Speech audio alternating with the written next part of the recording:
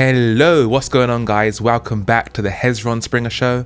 This is episode 14, and we start off the show quite on a sad note with a young girl being murdered by a crazy lunatic who wanted her love but couldn't get it. You know, as guys, facing rejection is very, very hard for us. It does, especially the first time. I mean, I remember when I was younger, like, asking a girl out on a date was like some sort of heroic feat, like some sort of like mission of the century, because back then we didn't know what our place was on the pegging order. So to ask the first girl out for us back in those days was to know exactly where we ranked. Up until that point, as young people, where we ranked was in this kind of like misty, cloudy air, because we had no money, we had no jobs, we just had status within the school, right? And then to ask the girl that you liked out, that would tell you where you were. So if you asked the hot girl out and she said no, well, that means you're not attractive enough at that point to get the hot girl. But then if you downgrade and you go down to the girl that you really don't like and she says yes to you, it kind of tells you where you are. And for a lot of guys, that is really hard for us to admit.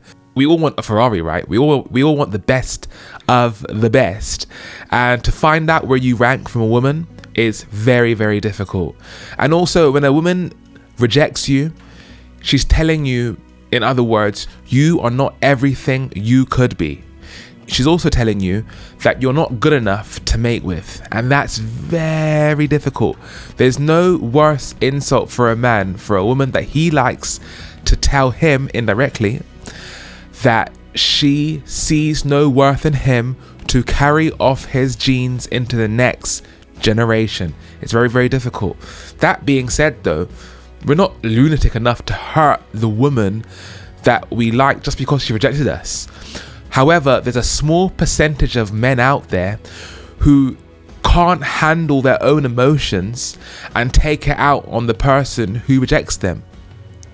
I want to let all girls know right now that most men are not like that. Most men want to provide and protect for their women, regardless if the woman likes them back or not. Most men have the inclination to look after all the women around them.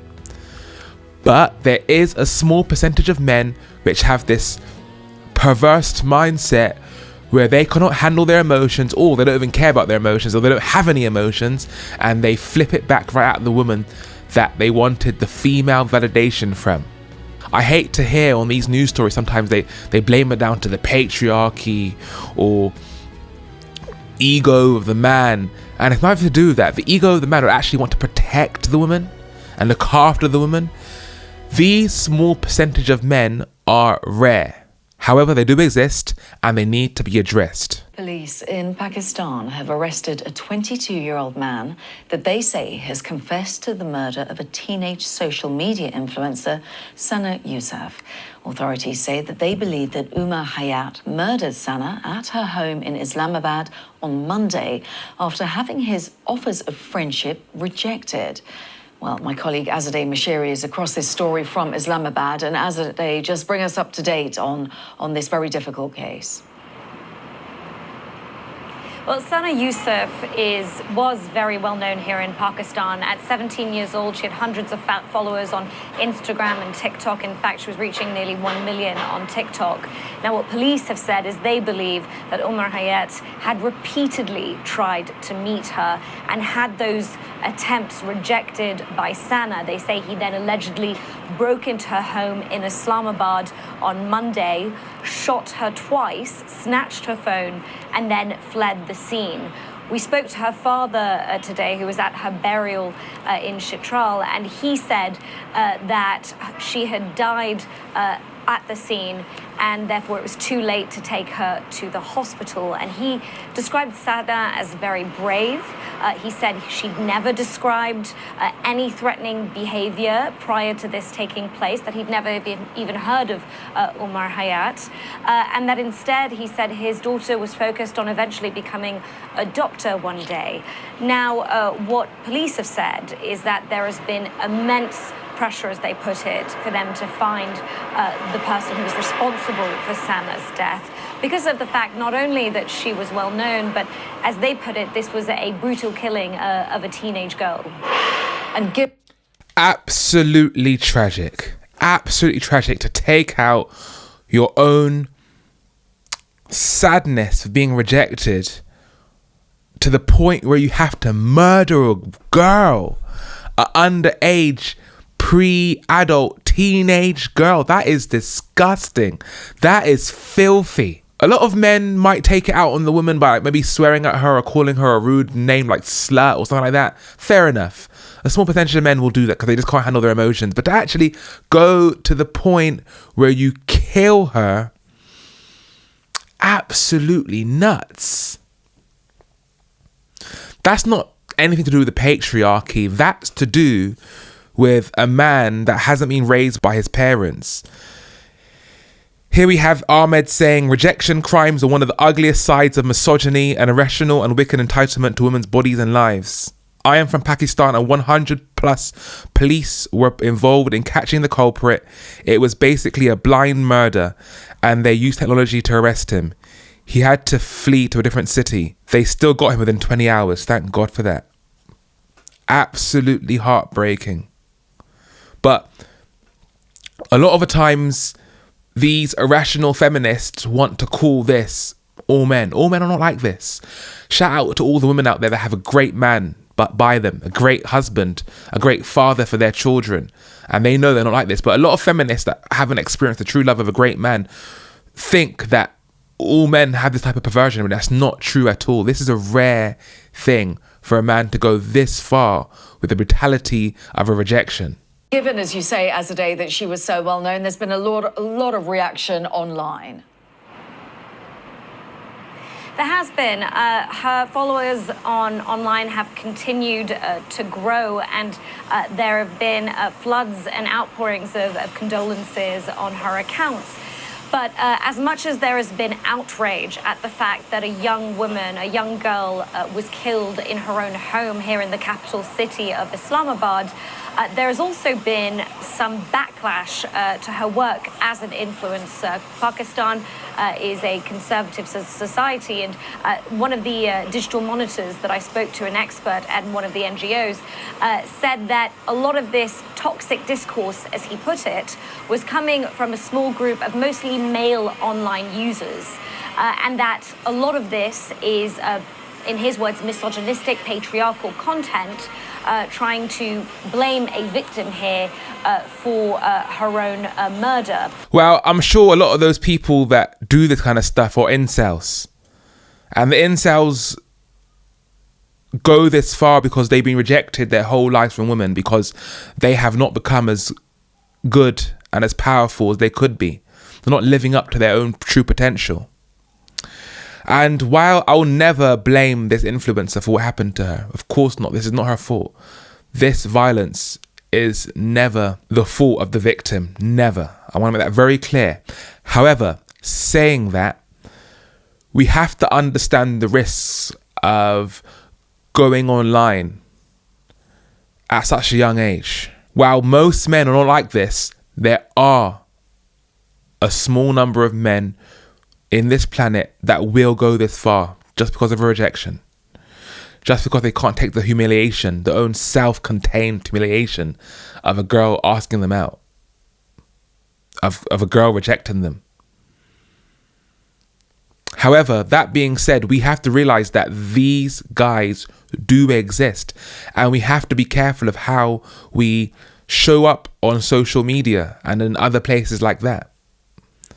Because these guys are crazy. There's a small percentage of men which are absolutely crazy, and they'll do vile, wicked stuff. Things that I wouldn't wish upon anybody. My heart reaches out to this family in this hard, tragic time. But we have to realize the consequences of going on these apps and these social media networks. Because some men are just truly crazy, and especially in a conservative, in an ultra-conservative country like Pakistan.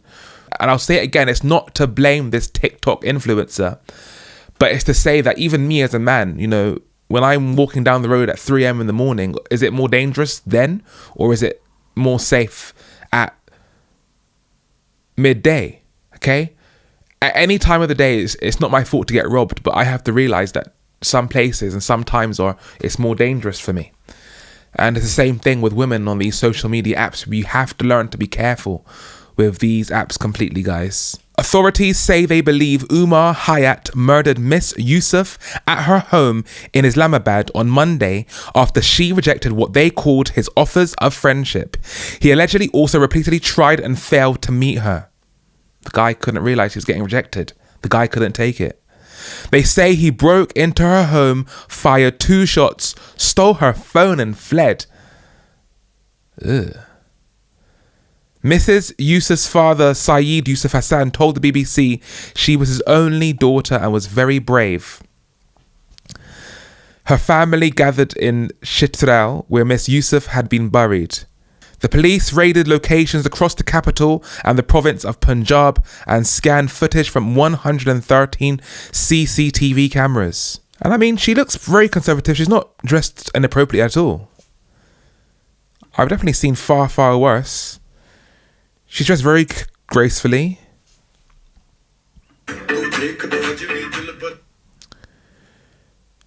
And she looks fine to me. Nothing wrong here. There's nothing uncovered. I know how conservative their culture is.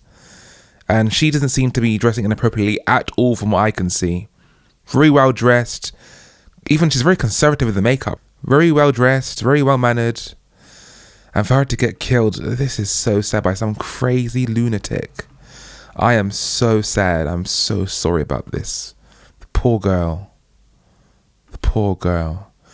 She would have had an excellent career going for her. And I was honestly thinking that she would have done maybe something a lot more wrong, quote unquote wrong, on her Instagram page. But really and truly, she's dressed so conservatively. She's well mannered. She walks with grace. I can just tell she's got a lot of grace within her. I can tell she had a lot of grace within her. She looks absolutely fine to me. Nothing. Most men do not want to rape women. Most men do not want to domestically abuse women. Most men don't want to hurt women in this way. Most men just want to protect and provide. However, there are a few that do want to do bad things, and they take it out so badly because they cannot handle their own unusefulness to women. Here is one such example on Reddit Nice Guys, and this is a text message between a woman and a guy that likes her, and she says, "You legit gave me 1 minute to respond before you sent that. During the time when you were typing that I was FaceTiming Ashley for advice on if I should come over because I thought you were cute but didn't want to be a booty call. Damn, I'm so sorry for calling you ugly and privileged. I am just so prone to rejection I could never imagine a girl liking me back. My last girlfriend used to leave me on red for hours at a time and then call me crazy. I know I'm not perfect, not even close. My heart has been ripped to shreds, spit out and stomped on. I think I just need a good, wholesome girl like you to put me back together. So what do you say? Come over? I can give you the notes and we can talk." Heart emoji. "I don't know. I don't think I can be with a guy whose first reaction is to call me ugly. I'm sorry to hear about your ex, and you'll find a girl someday who treat you a lot better. See you in economics." Whatever, fudge you. You are the stupidest question in class. Wouldn't be surprised if you didn't get into college next year. I'm going to Penn State. You'll regret this. I just wanted to get in your pants anyway. Josh said you're super easy once you've had a few shots. Josh also said that your tits are so small that he would have thought you were a 9-year-old boy. And look, that is also obviously not right at all to send those kind of dirty messages to a girl that you like. But for most men, for most men, that's as far as they would go. They wouldn't physically hurt a woman because of rejection, but they just can't take the pain of it. And I think we need to do more training of young boys, because young boys aren't really taught how to go through this process unless they've got a real strong father, which a lot of men don't, because a lot of men now are getting raised by single parent families. Unless they've got a strong father which is going to teach them how to go through this motion, a lot of young men are going to go through a lot of pain dealing with those emotions and getting rejected by the girl that they like. Because obviously most guys when they're young, they like the hottest girl, but the truth of the matter is only a few guys will be able to get her, but they don't know that at that age. They think it's an equal playing field, but they're soon going to quickly realize that most men cannot get the hottest women, and that's going to put them into a long depression for most men. So when they finally get to the place where they realize that, hey, I'm not a top tier man. I'm never going to get the woman that I really want. That's going to send them down a spiral. See, most men, they don't marry the girl they actually want because they can't afford her. They haven't got enough status for her. They haven't got enough resources, status, confidence, the whole package for her. But at the same time, all teenage boys, before they have their first rejection, they all want the hottest girl. No guy goes out there and thinks to myself at 12, 13, 14, 15 thinking, yeah, I'm going to go for the ugliest girl in the room. No. Most guys want the hottest girl that they can possibly find. But it's going to be a big slap on their face when they realize when they're 18, when they ask their first girl to the prom or whatever it might be, they're going to realize, oh my God, I am nothing. I am absolutely worthless. And that is the case. Most guys at 18 or whatever are worthless. It's going to take them 10, 20, 30 years to become that guy where they can get the hottest girl. But you see, the problem is most guys do not put in the work to level up to even get to become that top tier man. Most men are just going to give up on the way. They're not going to try at the game to begin with. And that's going to make them so resentful. So they're going to choose the girl they don't even really like. And then because of that, all types of pain is going to happen, but we won't get to that video right now. But then there's another category of men who are incels who won't be able to get any woman whatsoever. And I believe that the man who did this is an incel, okay? If you're getting girls, even if they're not the girls that you really like, you wouldn't go this far. You have to be so much in a hateful mindset to hate all women, to do something as disgusting and as vile as this. You would have had to be rejected by every single woman who's ever been near you to do something as bad as kill this poor 17-year-old girl from Pakistan. This is an absolutely tragic case. We have to know that it's rare, but however, sometimes the rarities make the biggest impacts on the world, and this is one of those cases. We need to work on how we train young boys to go through these motions, because in high school they talk about sex education, but they don't talk about things like how to manage being rejected, how to manage asking out a girl that you like. No man is out there telling men and young boys that, hey, you're probably never going to get the girl you actually like. No one's telling us in that. Young men had to realize that ourselves, and that put us into depression. A lot of times men go for depression on their own. So I'm not justifying this at all. But I'm saying, as a solution to maybe lower these things happening, lower these cases, is we got to do more training on men, not to do with sex, but how to cope with the dynamics in the mating market. Because as women become more powerful, it's going to be harder and harder for men to attain a woman. Because women are hypergamous, they only date up. As they go up in their own lifestyles, there's far less men to look up to and far more to look down at and reject. So this is going to be a problem which I can only see growing in time. So we have to put the nail in its head right now and make sure that these cases never happen again. My heart goes out to the family of this young girl and everyone in the country as well, and her fans. And please take my sincere condolences. So the latest trend in the workplace arena over the last couple of years is AI. Even Apple's now making their own version, which honestly, they're flopping with it right now because it's not that great. But everyone's on this AI game. It's AI. And when it first came out, everyone theorized it will take a lot of jobs. And so it has. There's been many companies who have replaced many of their paid workers with AI, and that's saved them a lot of money. And fair play to them. In business, it's all about the top line. It's about getting the most amount of money for the least amount of expenses. And a big expense, in fact, in most companies, the biggest expense that a company will have is their staff. So you can't blame the business owners for wanting to find a way to get you to use AI and kicking out their staff. Because if they don't do that, another company will simply pop up, use AI, save expenses, and be able to offer their services for cheaper and more efficiently. So they have no choice but to use AI in their businesses. Businesses have no choice but to use the most efficient systems, otherwise they'll eventually fail, right? So the question is now, will most jobs go away because of AI, okay? And then how do we deal with that, okay? My thing has always been, if your industry is changing, you have to go along with the times. You can't be sitting back and saying, well, this is what I've done for the last 25 years, last 30 years, last 50 years. I don't know anything else, but I'm going to stay right here. No. If something is coming for your job and you might lose a job, you have to pivot ASAP. I appreciate that's not as easy for some people as it is for others. I mean, the higher that your IQ is, the more privileged you are, the easier it'll be able to switch over to a new career. Nepotism exists. If you have nepotism, you can just simply call up a friend, find a new job, find a new industry, whatever, and move on.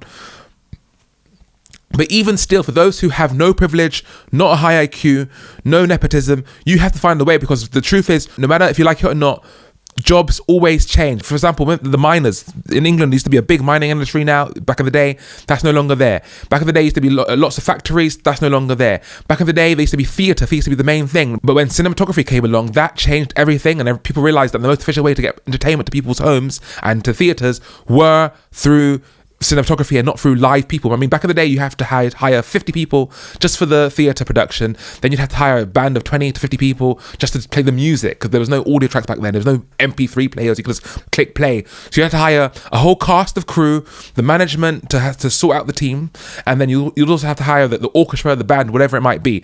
Crazy expensive. But they realised that this was more efficient to get entertainment into people's homes, and frankly, I think cinema is just better than theatre. I know people bang on about theatre as a different experience, but theatre is good as a different experience, but it's not good as the primary experience. I mean, I would never trade having Netflix on my TV for being able to go to the theatre every single day. No way. It's just so much more convenient to turn on my TV when I'm at home, sit back, watch a TV, get a beer, relax, enjoy myself. Okay? The industry's changed, and the next big change that we have here is AI. Have a look at this article by the BBC. I'm BBC Wales meteorologist Derek Brockway. Here are 5 ways AI could revolutionise weather forecasting. AI weather presenters. To give you an idea, we've created our own AI Derek and sent him to studio using footage filmed from my desk. We've cross-referenced this with previously aired material from Wales Today. Hypothetically, this could remove the need for me to be in the studio. You can judge the results for yourself. Early detection. As extreme weather becomes more frequent, AI-driven forecasts could help mitigate against storms, floods and heat waves by providing earlier and more accurate warnings of severe weather. Greater accuracy for both forecasts and impacts of climate change. AI could provide more up-to-date predictions tailored to your postcode. AI could also become a useful tool in space weather forecasting, potentially offering faster and more accurate predictions of solar storms. Changing the computing landscape. Modern processing of weather data requires supercomputers. The transition to AI could change the way vast amounts of weather data is handled. So that basically adds up to the fact that he might lose his job because AI is coming for it. Weather forecasts play a huge role in our daily lives. They help us to decide how we get to work, if we need an umbrella, and when to hang out the washing. For industries like farming, shipping, aviation, and renewable energy, accurate forecasts are essential. I've been presenting the weather on the BBC for nearly 30 years. Over that time, I've witnessed how our changing climate is bringing more extreme and intense weather events. It is so important to keep improving the way we predict the weather, and scientists are exploring how AI can make forecasting more accurate, efficient, and faster than ever before. To be honest with you, from what I can tell, weather forecasting is a thing of the past. I mean, 90% of people do this to find out weather nowadays, okay? This is what I do. I go on my Apple thing right here. I click weather. Oh, damn, I've got the whole forecast. I don't have to go on TV. It tells me chances of rain. So you've got 60% chance of precipitation right now. It'll probably land back by 7 p.m. It tells me the wind forecast. So right now in London, I can tell that the wind forecast is 10 miles per hour with the gusts hitting up to 21 miles per hour, and it's going in the northeasterly direction. And then I can also see a nice map here of where the rain's coming from and where it's going to go. Just like on the weather forecast. I can do all this on my phone, anywhere, any place, anytime. I don't have to put my TV on. I don't have to wait for him to appear. It's just right there. So any person of sense would know that this weather forecasting is a thing of the past, and soon, I bet in the next 10, 20 years, they'll be gone for good. It's a thing of the past. So what about AI-generated weather presenters? Met Office meteorologist Aidan McGivern is not so sure. It is important for people to have presenters that they trust, he told me. No one wants an AI version of Derek. They want the real Derek, someone who can take all the data and explain it in a way they can make sense. No, they don't want any Derek. We don't need a weather forecaster anymore. The only reason weather forecasters still are around are because of the population of over 50s that still watch live TV. Once they're gone, weather TV, weather broadcasting, it's over. We do not need it. It's right here. These fools are talking about, oh, AI weather forecasting. I don't need to see a human tell me about the weather. It's right on my phone in all places. And soon the weather will be in our AI glasses. We look into the sky, it'll show us the weather right there. It'll tell us all the details. We don't need no AI. They're so antiquated here. People need to realize that, look, if your job's gonna go, but he's almost hitting retirement age, so he's cool in it. But if you're 40 and you think you're gonna have a weather presenting job until the end of your life, you're not right in the head, mate. You're not thinking straight. It's a dying job and it will go at some time. I mean, look, even what's happening with the BBC right now, we know that they're going to stop the license fees, going to go to a subscription model. Will there be a budget for weather forecasters? I'm sure they'll be the first to go because they're non-essential. Most people can access their weather through their phone. AI is coming for all of us, especially for those of us that are in the low to middle end jobs of the sector. For those of us who are in the C-suite, those of us who are in the upper management, the executive roles, director roles, will be fine because of those roles we need creativity. And that's something that AI can't really replace. But for those of us who are in the lower and middle parts of the business, it's scary. You have to have a strong, deep look about it and think, oh my God, is my job going to go? In fact, I was even looking at how McDonald's are going to use robots to flip their burgers. Okay, that's what's coming next. And we've seen how they got rid of the cashier because most McDonald's now have those kiosks. Used to be like 6 or 7 to 8 cashiers at McDonald's, but now it's all kiosks. And you're done. So they got rid of them. The next is the people in the kitchen. Let's have a look here. McDonald's robot burger.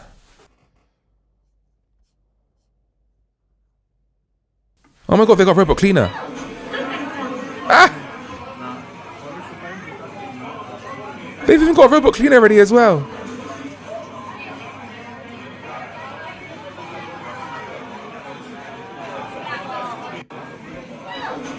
That's one job that's gonna go. How about robot the burger? How about this? Look at this one. The future of food is automation. At least that's what one Los Gatos restaurant owner believes.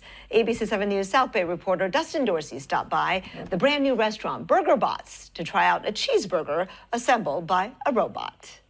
This is the future of food. The future of food? Now this I've got to see. Here in Los Gatos by morning, this restaurant is known as Breaking Dawn, a brunch spot. At night, it's Firstborn, a dinner destination. But now it's also Burger Bot, a transformative take on burgers and fries. There's nothing quite like this anywhere else, right? There's only one in the world right now, I believe, that's of this kind. Right in Silicon Valley, owner Elizabeth Trong says this latest innovation is changing the way burgers are made. This doesn't eliminate a human touch, but Trong says it improves workflows amid a changing industry. You go to the grocery store and you see all of our frozen food being made, right? It's all robotics.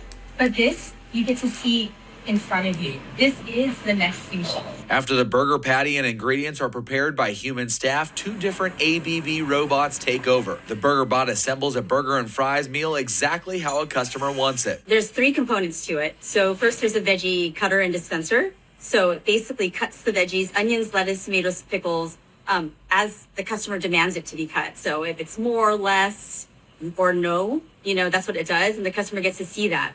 Then there's a sauce dispenser. So if you want extra sauce or no sauce, you can see that happening as well.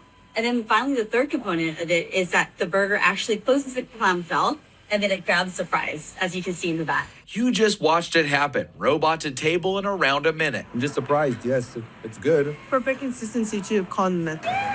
As a customer as well, there's consistency, there's efficiency, there's transparency in the world of food. And I think that's kind of what we want. We want to come in and we want to know we had a good burger and it's good every single time. Yes, I can personally attest to the fact that this was a good burger. Compliments to the chef and robot. Well, I'm going to continue to eat this bad boy. And if you want to try one out yourself, Burger Bots in Los Gatos is now open. Dustin Dorsey, ABC 7 News. That is the future of most fast food restaurants. We need to take a good look at our work and then really think about, oh my God, is it feasible for AI to come and take my job? Is it feasible for the robots to come and take my job? The world is changing. I mean, 25 years ago, we didn't have the internet like anything like it was today. 25 years ago, I couldn't call my family in Barbados for free, like in 2 seconds. I'm calling Barbados. Then I can call Somalia. Then I can call America. Then I can call all free of charge. We used to have these little phone card things, about £10. It gave us like 10 minutes of talk time to my family in Barbados. Brrr, bang. Now it's all free. We didn't have emails like this. We had to send, raw mail was a big thing back then, you know what I'm saying? To send postcards and like Christmas cards and stuff like that around the country. Like, the world has changed. We couldn't play online gaming like it is today. There was no AR. There was no smartphones where we could do all this crazy stuff. I could do everything in a normal business on my phone. I can use a calculator, a music player, a camera, email, phone call. Everything's right here. Google Maps, flight tracker. Oh my God, there's so much I could do on this one phone. This stuff would have been unheard of even 15 years ago. This is crazy. So imagine what's going to happen in the next 15 years. Imagine what's going to happen in 20 years. We need to take a good look in the mirror and think about, where am I right now and where should I be? Because the world is changing and you cannot blame the world for overpacing you, because the world's going to move with or without you. In the West here, we have started to lose some of our core values. And one of our core values is being able to protect ourselves. It seems like today, criminals are more protected than the actual people that are getting violated upon. Because if I get attacked in the street and I try to protect myself, it's very probable and very likely that I'm now going to get arrested for doing self-defense. The rights of protecting myself aren't as clear as they should be. If someone attacks me, I should be able to do whatever I want back to them. They started it, they deserve the consequences. But in the West now, a lot of the time, someone might burgle your house and then you want to protect yourself, and then boom, you get the bigger charge than them because you might have hurt them so badly. Like, if someone robs your house and you hit them with a baseball bat and then you accidentally kill them, why the hell should you go to prison? But right now, what it is in the West, we're forgetting what we were built upon and the freedoms that we were built upon, and now we're making the victims more of the criminals than the criminals themselves. Get away from me, Barney. I've warned you once. I will not warn you again. Get back. Get back. The king is a racist, man. Why is he racist? Why is he racist? But he's thinking of black people, I say. Barney, you come any closer, I'm going to push you away. Okay? Push me when you get me done for common assault. I've told you not to come anywhere near here. Because you're banned from the store. Barney, can we just move away from the door so we can let people in and out, yeah? No. Come on. Move. Leave me alone. Go away from me. Go and make it off, smack you in it. Sorry? Go away from me, I'll smack you in the end. Get away from me, Barney. Put your hand Barney. on Barney. Get away from me. Get away from me, Barney. I've warned you once. I will not warn you again. Get back. Get back. Get back, Barney. Who do you think is wrong there? He's a bodyguard. He was simply trying to protect his business, well, the company's business. He's doing his job right. But guess what? He got fired for that incident. Have a look. A security guard sacked for assaulting a violent thief has been cleared after body cam footage proved that he was actually the person being attacked. Prolific shoplifter Peter Swinburne, who racked up to 60 previous convictions, including 35 for violence, was a well-known troublemaker in Worcestershire. When he arrived at the Tesco Express in Foregate Street, security officer Wayne Price, 40, was on duty. Swinburne was trying to force his way inside the shop on September 26 last year as Mr. Price, who was employed as a Safer Streets officer with Worcestershire BID, radioed for backup. Mr. Price calmly asked Swinburne to leave the shop doorway, but he refused, becoming increasingly irate. At one stage, Swinburne says he'll get you done for common assault before threatening to smack you in the head. After repeated warnings to step back, Mr. Price pushed Swinburne in the chest, which caused him to fall over and bang his head. Mr. Price claimed he acted in self-defense, but he was sacked from his job and arrested and charged with assault. Isn't it absolutely crazy that a person who's on his job as a security guard, as a person meant to protect the public, is the one now that's actually called the bad guy? This is why so many bodyguards, security officers, police officers, you know, when they get petty criminals, stuff like that, they don't even bother to even apprehend these people or sort these people out because they're so scared of themselves being the one to be called the perpetrator. People are so scared to even protect themselves. If a security guard loses his job and now gets arrest charge and has to prove his innocence this way, why the hell would a normal member of public take the risk? Like, I can't protect myself, can I? I can't look after myself. You can't look after your own house. Here he is, security officer Wayne Price, age 40. I guess that's with his partner over there, Gemma Bailey. And there's the Swinburne person. This guy has racked up 60 previous convictions, and even then, they still chose to believe him over the bodyguard. Ridiculous. Why did it even have to come this far in the first place? And why was he sacked when I'm sure that they could have got this security guard body footage so quickly? Man had to lose his whole livelihood after this. I hope he sues the hell out of that company for what they've done to him. Ridiculous. He was the one protecting his store. So what, would you have rathered of letting this 60 offence criminal walk into the store and steal stuff? Because if you did, you would have just blamed it on the security guard. Oh my God, why didn't you job? Fired him for that. But when man actually does his job, he's the bad guy. Ridiculous, pathetic. However, he was eventually cleared on the charges on Tuesday when his body cam footage was played at Worcester Magistrates Court.